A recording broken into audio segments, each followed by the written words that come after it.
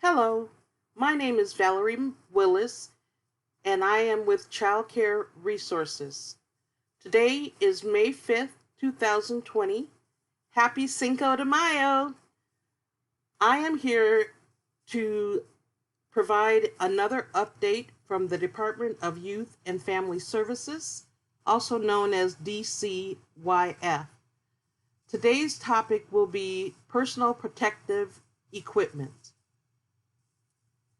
Dear child care provider, we have heard many of your concerns about operating safely during the COVID-19 pandemic.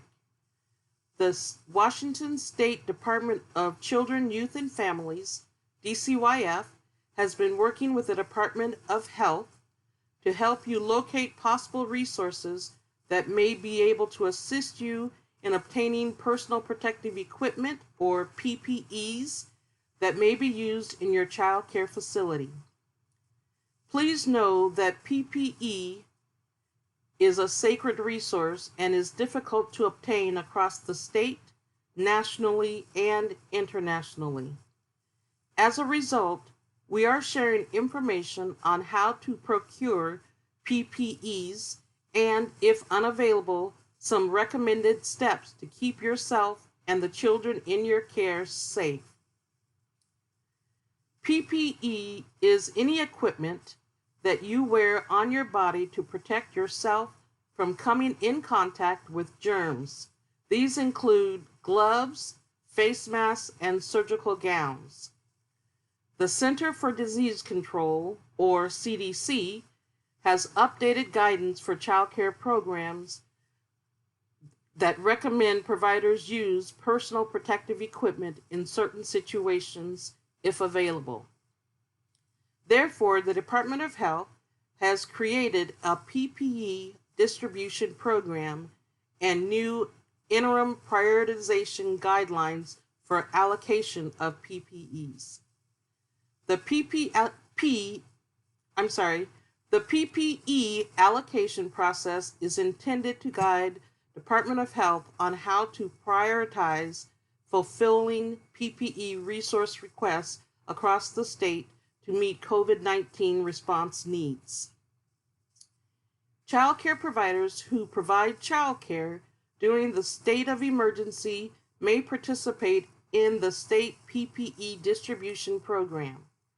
To participate, contact your city, county, or tribal emergency management authority to submit a PPE request. In your request, list the type of PPE requested and the estimated quantity you need to operate for a week. Department of Health has PPE supplies available for providers to request. However, the PPE distribution program does not guarantee fulfillment of every order that meets the priority, and orders may be only partially filled due to limited supply. You can submit a new PPE request every 7 days. If you do not have access to PPEs, here are some steps you can take to help reduce the risk of exposure. Practice safe hand washing procedures personally and with the children in your care. Perform daily health screens on all staff and children.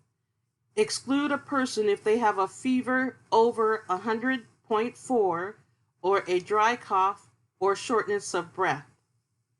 If a child becomes sick while in your care, make sure you have a plan for keeping them away from the other children until a parent can pick them up. Ensure proper ventilation while indoors. Open windows safely for fresh air.